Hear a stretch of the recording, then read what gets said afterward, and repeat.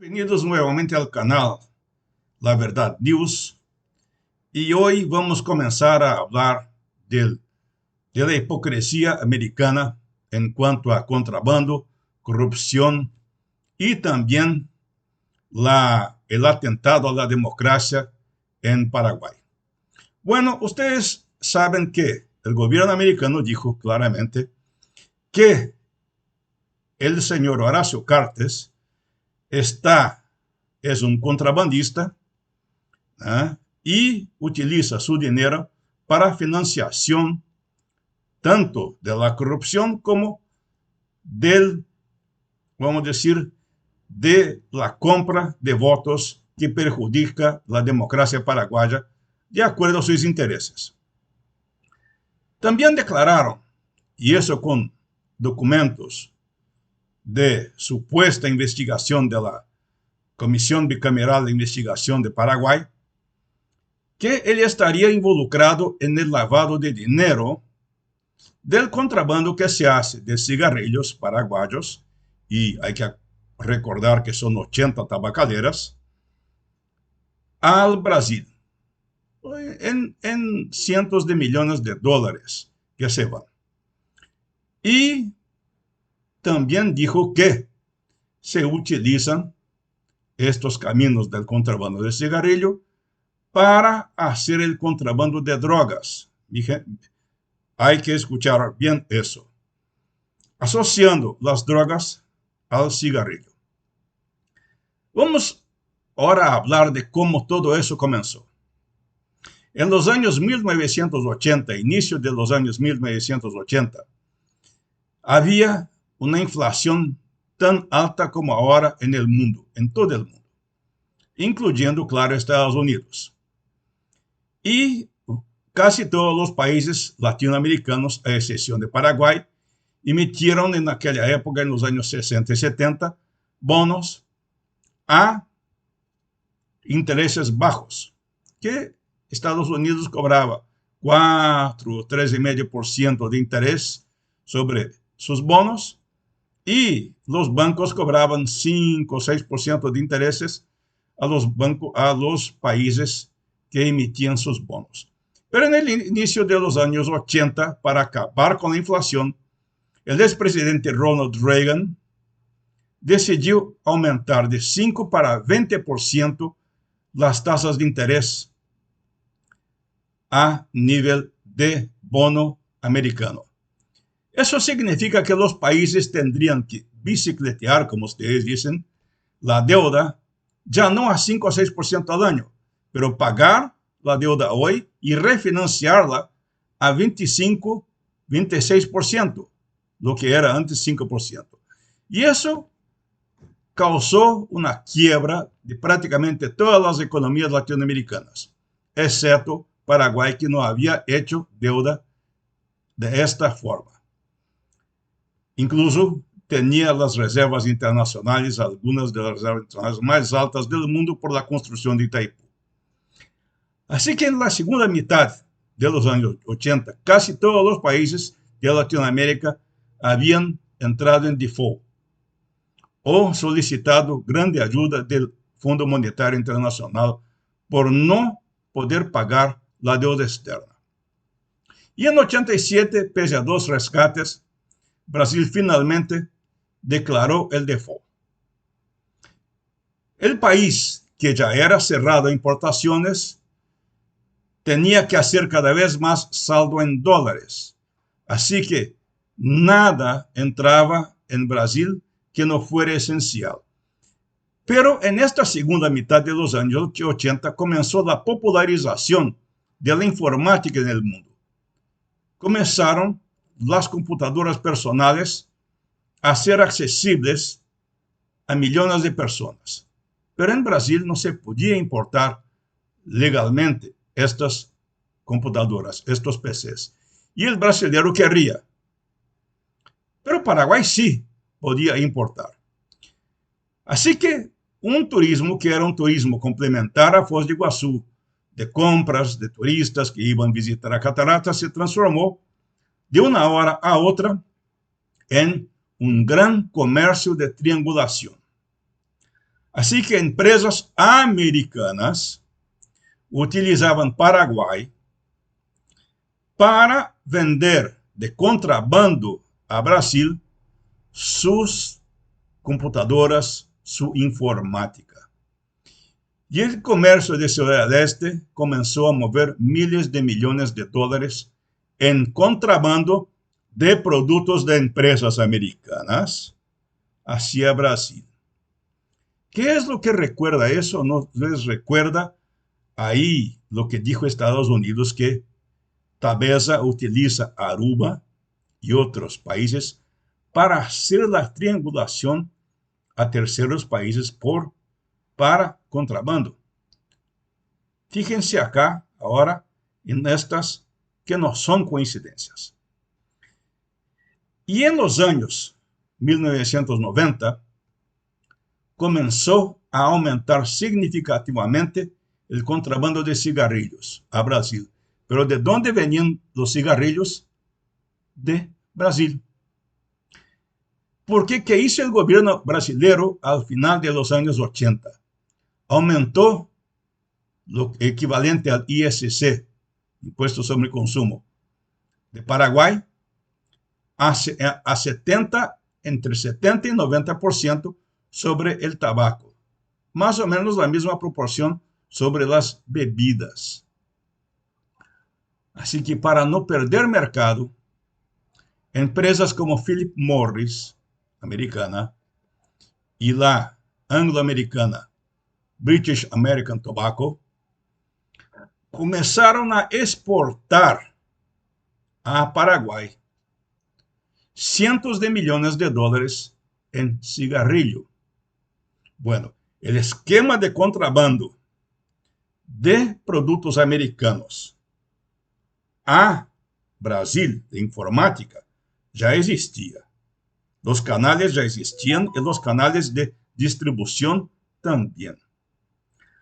Así que empresas paraguayas importaban de las empresas angloamericanas instaladas en Brasil el cigarrillo. Obviamente, como era una exportación, no había el pago del impuesto de 70 a 90%, que es un impuesto sobre consumo interno. Además, una fábrica de Philip Morris en Curitiba, que producía básicamente para el mercado paraguayo, utilizaba el sistema de admisión temporaria llamada drawback para importar insumos sin impuestos, procesar, transformar en cigarrillo y exportar a Paraguay sin impuestos al consumidor. Era un grande negocio. Yo sé porque yo hacía el control del drawback de esta industria en Curitiba. En los años 90, para que tengan idea, la exportación de cigarrillos de Brasil a Paraguay llegó a un nivel cercano a 400 millones de dólares entre 1994 y 1997.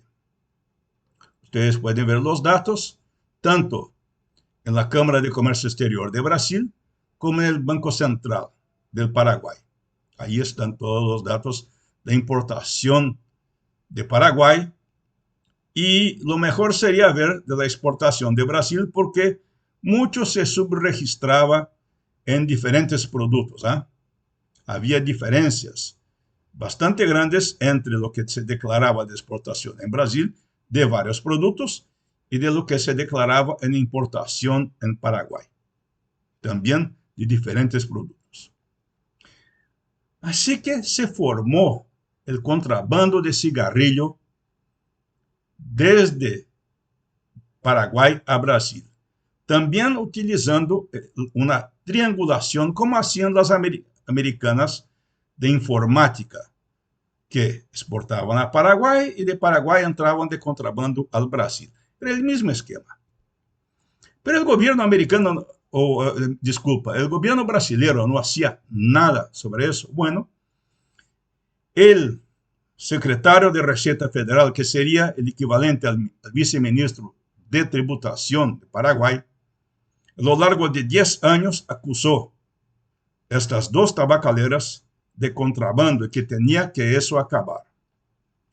Y en 1998 el gobierno brasileño finalmente prohibió la exportación de cigarrillos brasileños a todos los países limítrofes de Brasil.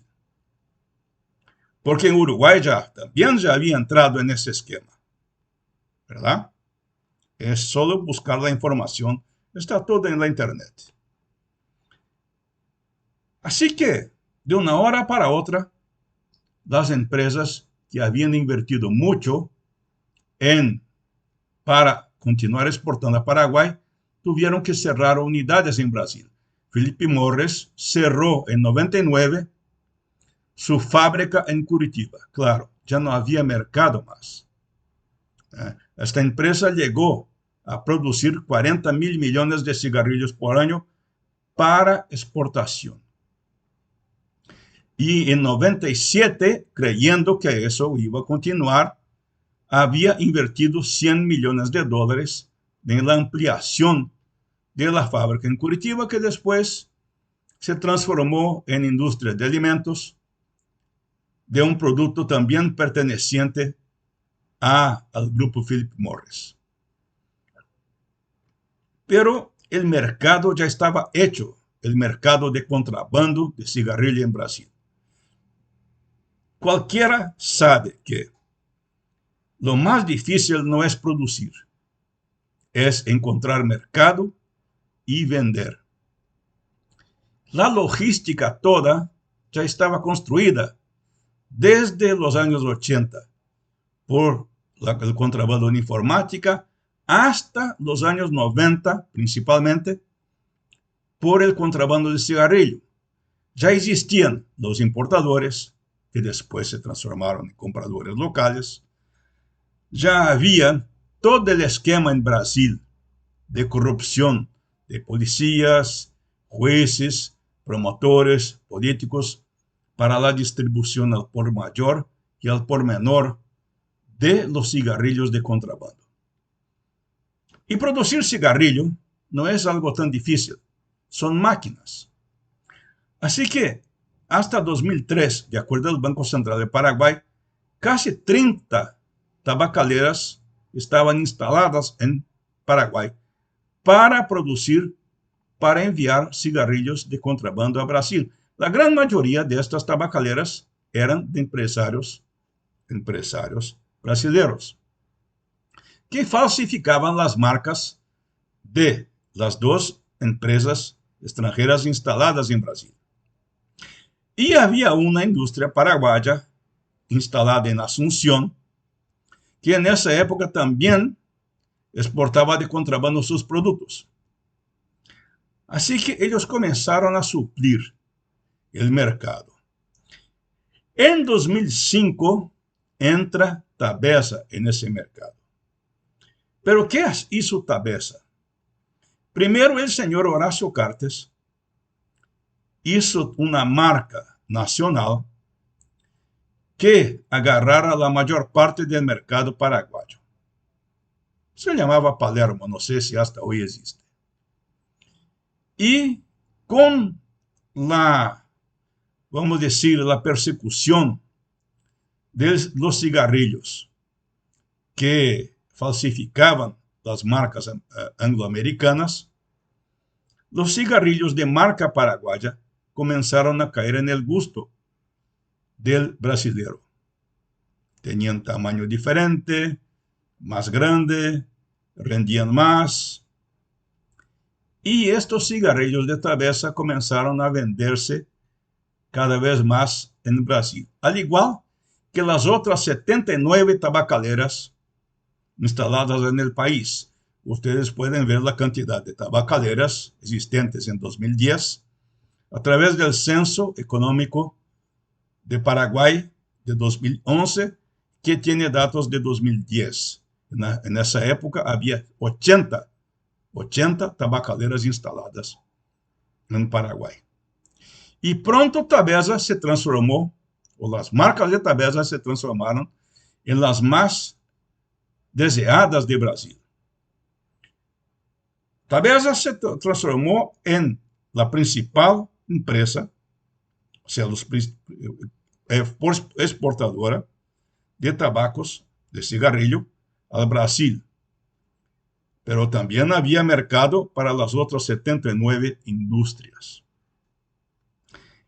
¿Y qué eso causó? Causó una merma importante de ingresos de Philip Morris y British American Tobacco en el mercado brasileño, a tal punto que casi mitad de las ventas de cigarrillo en Brasil eran de contrabando. Pero a lo largo del tiempo, en los últimos años, marcas de Tabesa vienen siendo producidas por industrias ilegales dentro de Brasil, decenas de industrias pequeñas, que hoy acaparan alrededor de 20% del mercado brasileño. Así que las empresas angloamericanas tienen alrededor un poco más de 50% del mercado. Las empresas ilegales instaladas en Brasil entre 15 y 20% y el restante de la industria paraguaya. Pero ¿qué dice la Comisión Bicameral de Investigación y también el gobierno americano?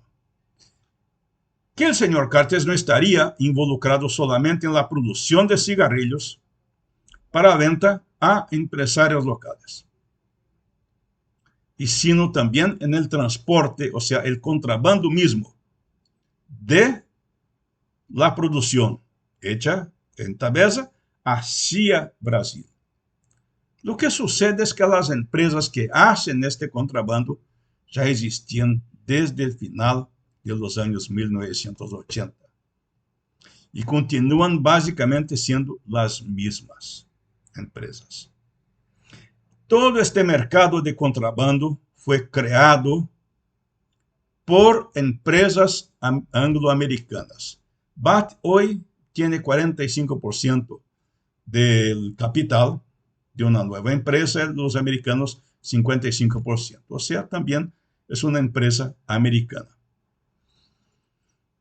Así, pero yo no veo el gobierno americano demandar a sus empresas por comenzaren y participaren a lo largo de 10 años de este contrabando. Fueron los que crearon todo este mercado de triangulación de cigarrillos entrados ilegalmente al país. No veo el gobierno americano investigando empresas que desde los años 1980, empresas americanas, utilizan Paraguay para vender sus electroelectrónicos, informática y ahora celulares al mercado brasileño de contrabando. Acusan a Cartes de usar Aruba. Pero, por ejemplo, hoy, Paraguay importó en 2021 8 millones y medio de celulares. Vamos a imaginar que el mercado paraguayo sea tan grande como para 1,5 millones de celulares. El precio promedio que está en las importaciones es de $140 por aparato. Esa tributación también tendría que ver. Pero se vende, el mínimo que se vende en Ciudad del Este es a $500. Obviamente los productos más deseados por los brasileños son los más caros en Brasil, como los iPhone, que es una marca americana. Así que los americanos continúan utilizando, empresas americanas continúan utilizando Paraguay como punto de entrada ilegal de sus productos a Brasil a través del contrabando. Y no estamos hablando de 400 millones de dólares, algo así, que sería el cigarrillo. Estamos hablando de alrededor de 3.000 millones de dólares en celulares, una vez que, como les dije, el promedio acá, entre el celular barato y los iPhone, $500. La Receta Federal, vez por otra, consigue aprender. Gente que lleva 900 celulares de una vez, 1.500 celulares de una vez. Y hay algo muy chistoso. Hay brasileños que vienen a Ciudad del Este reclamar que su contrabando no fue entregado. En Brasil hubo un caso, creo que el año pasado, de compradores contrabandistas brasileños de Río de Janeiro que reclamaron a la policía turística de Ciudad del Este que compraron por $300.000 celulares a un comercio local y estos celulares no les fue entregado en Río. Y el comercio local dijo que, bueno, tuvo problema en la Receta Federal, es obvio, es contrabando. O sea, hay unos caraduras que vienen hasta Paraguay reclamar que su contrabando no fue entregado. Pero eso para Estados Unidos es legal. Para la Comisión Bicameral de Investigación también es legal. 3.000 millones de dólares por año de contrabando en celulares. De eso no hay nada. Y las drogas utilizan el camino abierto por las empresas de informática americanas desde los años 80.